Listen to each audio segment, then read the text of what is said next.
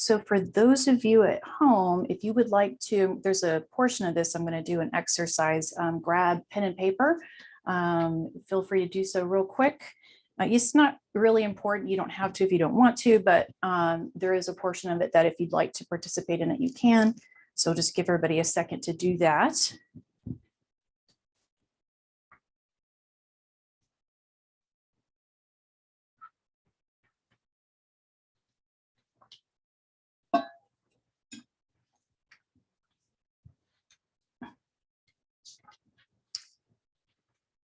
Okay, so I'm going to go ahead and get started.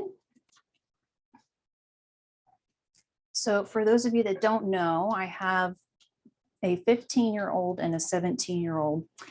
And what I found myself been doing a lot lately in the last couple of months is I've been doing a lot of mothering. Not surprising, right? Teenagers going through a lot of stuff. Remember being a teenager yourself. But just noticing just extra mothering in terms of either friends or boyfriend, just running across these other teens that are parentless, motherless teens that don't, for one reason or another, have a parent at all or a mother at all, and just kind of being thrust into this role. And it's interesting for me, and I tell Roshi this all the time, like, thank goodness for my practice. I don't know where I'd be without my practice. And the reason I say that is because, one of the things that reasons I came into this practice was really struggling with the role of being a mother. I didn't realize, looking back now, I can see it, but I didn't realize at the time, the reason I was struggling so much with that role of being a mother was because I had really disowned that part of self. I disowned just feminine stuff in general. I disowned motherly stuff in general. And so when I became a mother, it was like all of a sudden I had to mother. I was like, whoa. And I had all this anxiety around it. And I didn't know because it was all subconscious. And so I think by doing the work, really learning how to, one, reparent myself and mother myself and heal myself in that way, and learn how to, mother in the way that I wanted to mother my own children, has really helped me come to this place of where it's not so much of a shadow self anymore. It's not so much of a disowned self. And I'm so thankful for that, because if I hadn't done that work, right now, all this mothering I'm doing would be really triggering. It really would. But I feel very grounded in it, and I feel very, very thankful in that. So that kind of led me to what I wanted to talk about today. And that was, how can we, one, become aware of our shadow selves or disowned selves? And then once we're aware of it, then how can we work with it? And, we all have shadow selves, we all have disowned selves, and there's reasons for that. They don't always have to come from trauma or anything like that. It's just a natural part of growing up. There's a book by Robert Bly that he wrote. It's called A Little Book on the Human Shadow, if you're interested in reading it. And one of the examples he gives is he talks about, he's like, imagine we have like this invisible bag, and throughout our childhood, we get these messages, from parents or teachers or our peers or society in general, that kind of let us know that we maybe show a part of ourselves, and they say in some way or another, that's not okay. And so we put that part of self away, and we just kind of subconsciously put it there. So we kind of just unconsciously do this. And then it becomes part of the shadow. So like an example would be, like maybe in your family dynamic, you're not allowed to show anger. Like, no, you don't be angry. So, okay, anger self, go away into this bag. And so you go out, you're in your adult self. And so somebody is displaying anger, and you're like, oh, nope, that was a big no-no. That's a shadow. You don't do that. Instead, that person might really annoy you or irritate you. And so that then might be a shadow self. So that's one of the ways in which you can become aware of a shadow self is if somebody else is really annoying you or ticking you off, more than likely, there's a shadow self there that you can look at. So that's the number one way in which you can look at it or work with it. But there's many things with that, so just like like I said, it can just be, it doesn't always have to be like a trauma thing. An example could be like, maybe you grew up in a household that, very helpful household, or, you were taught that, that whenever you can help, you always help. And so, okay, great. Okay. So that, selfish parts, go there. You're never selfish. Okay. And so you're maybe in a group dynamic and everybody's helping, and so is like, yeah, sorry, I can't go. I'm busy. I have to go. And they leave. And then you're like really ticked off. You're like, oh, I wish I could just go and do whatever I wanted to do,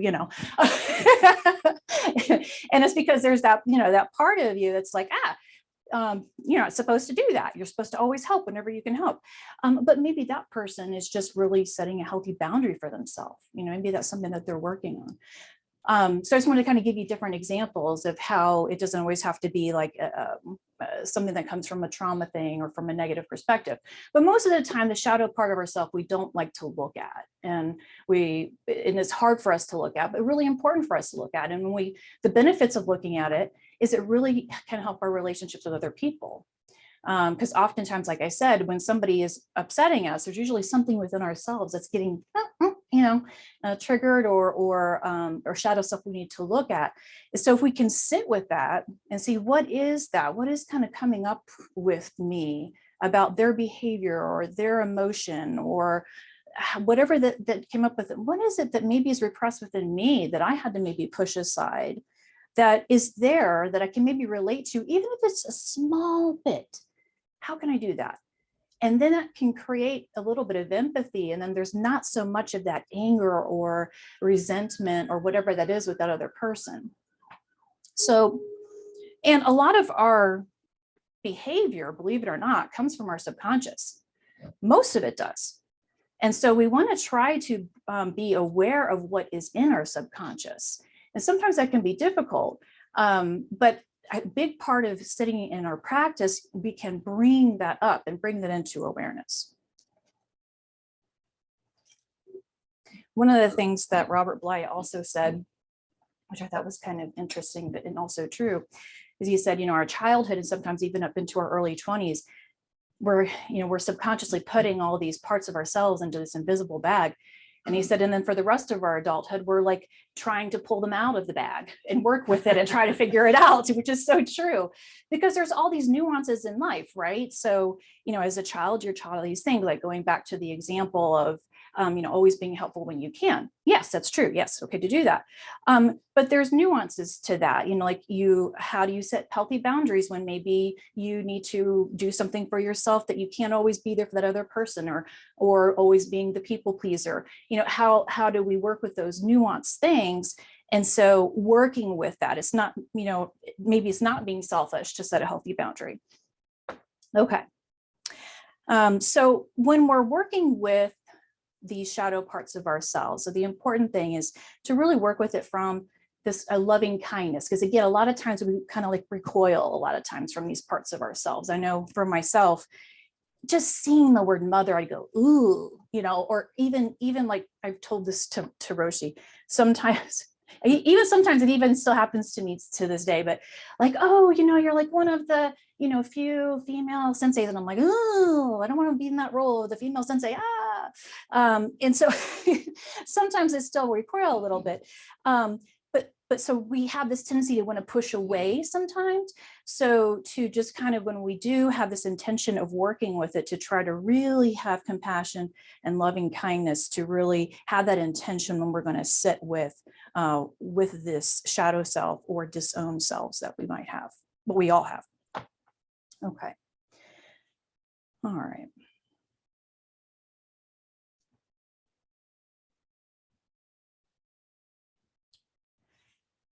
And so another thing too, I just wanted to kind of point out as well, is one of the reasons why we kind of as children kind of subconsciously do this in terms of, putting this disowned selves in a bag and putting it away, is what we need to do, this is all subconscious, is that we need to developmentally, we need to connect and feel loved by our parents, are our caregivers. And so if our caregivers are saying, whether it's with words or through actions, that a certain behavior or emotion or thing isn't okay, we have to put that away, no matter what it is. We have to disown that, or put it in that invisible bag, in order to have that loving connection, to feel that loving connection with the caregiver.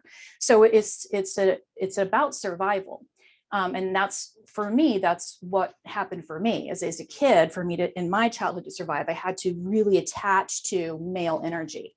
And so I had to disown the female part and had to really attach to the male energy. So a big part of my work in healing was learning how to balance all of that for myself. Okay. So here's the part of the exercise where I thought a couple of things where I thought we could kind of teach you, or just kind of work through how you can work with this. So what you can do is pull up, if there's somebody already you have in mind that kind of is annoying to you or irritating, or somebody you have conflict with, you can already have somebody in place, you can pull that up. Or if you don't have somebody in mind, I have some journaling prompts of things that can help you bring what's in the shadow up. And so this is the part, if you want to write some things down, you can. Just in general, if you want to do it now, in terms of doing the work right now, or even just maybe doing it in the future, some journaling prompts of bringing up shadow stuff, potential shadow stuff. All right, so the first question is, what things do you fear others discovering about you?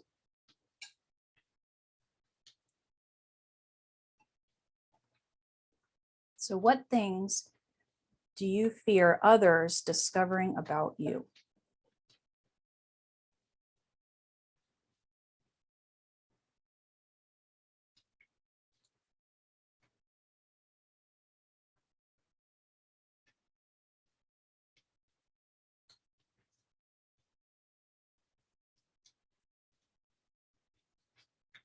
One more time, what things do you fear others discovering about you?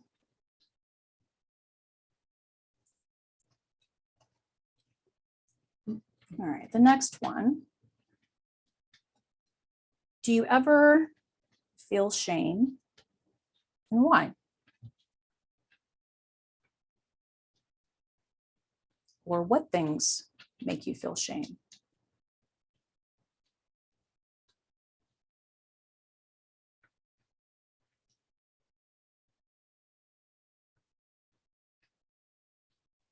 So do you ever feel shame, and why? Or what makes you feel shame?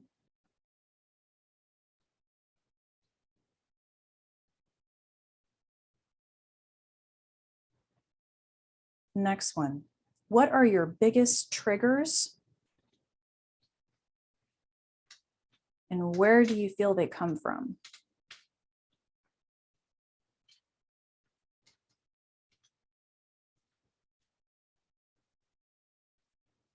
So what are your biggest triggers, and where do you feel they come from?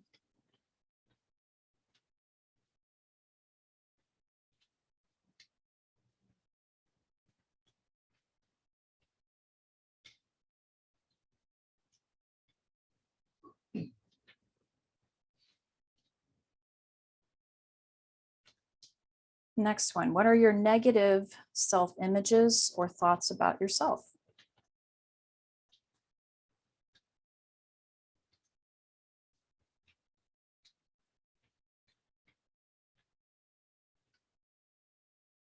So what are your negative self-images or thoughts about yourself?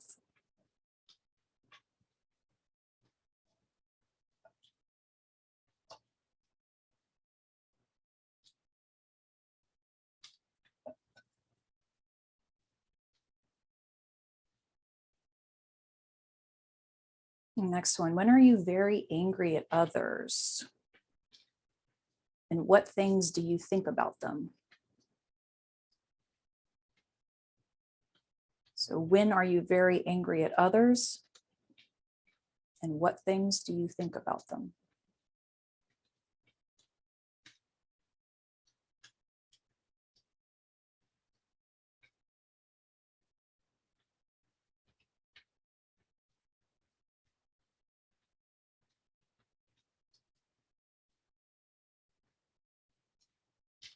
And last one. What do your recent dreams tell you about your fears?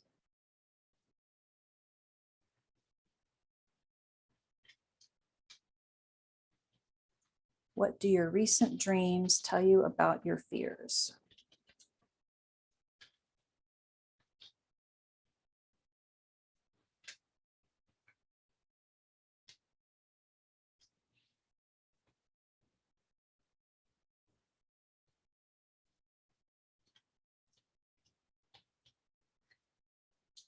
Okay, so some things might have come up for you with one of these questions, and if it did, you can use that with the next part of the exercise, where we're going to kind of sit with and work with it. Or if you have that person in mind that you have conflict with, or is just kind of annoying you or irritating you right now, and just going to kind of prompt through some questions as you kind of sit with that person in mind, and or whatever came up for you with some of these questions.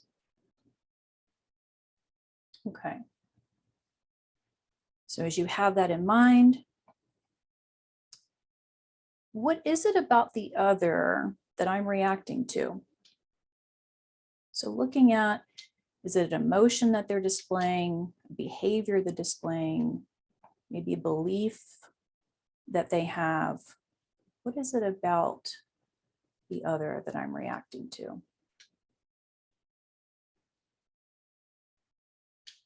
And can I sit with that part of myself that can relate to their reaction or feeling or belief?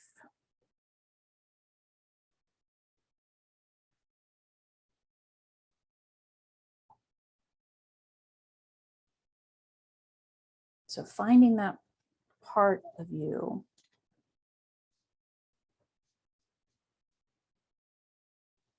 even if it's a small part, might be able to relate to that feeling or behavior or belief. Just sitting with it. And what does it feel like to sit with that? What do you notice?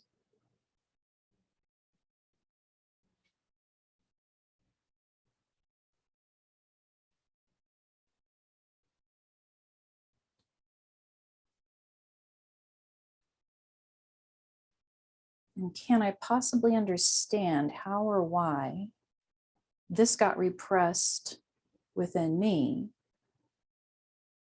and have compassion?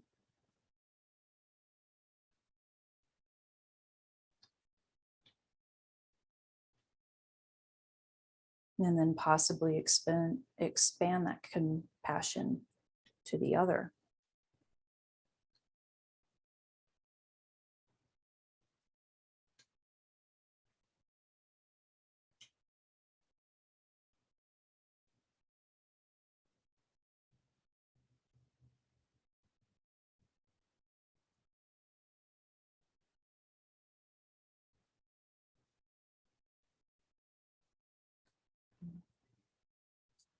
That's it. Thank you all so much. Namaste.